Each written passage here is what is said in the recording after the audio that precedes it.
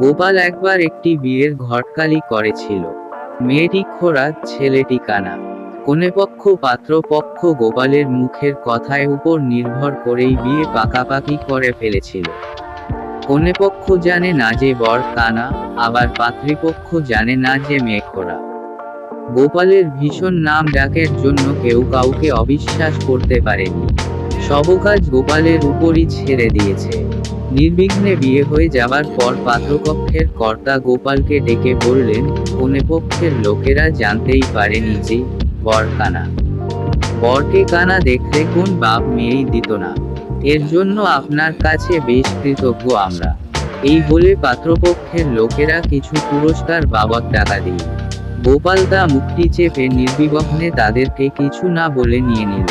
এদিকে কনাপক্ষের লোকের মেয়েটি যে খোড়া পাত্রপক্ষের লোকেরা জানিতেই পারেনি। কি বল গোপাল? এই বলে কনাপক্ষের লোকেরা গোপালকে কিছু পুরস্কার দিল।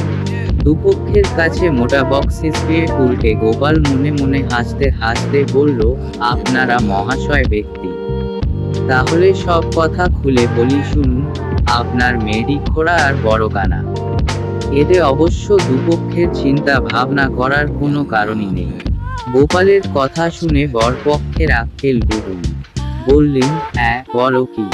পাত্রী খোড়া, আগে এ কথা আমাদের বলেননি কেন? গোপাল বললে, নইলে মানাবে কেন দাদা? না মানালে আমরাই যে বদনাম। আমি তো কারো কাছে বদনাম শুনতে রাজি নই। এখন আপনাদের আর কারোর কিছু বলার থাকলো না।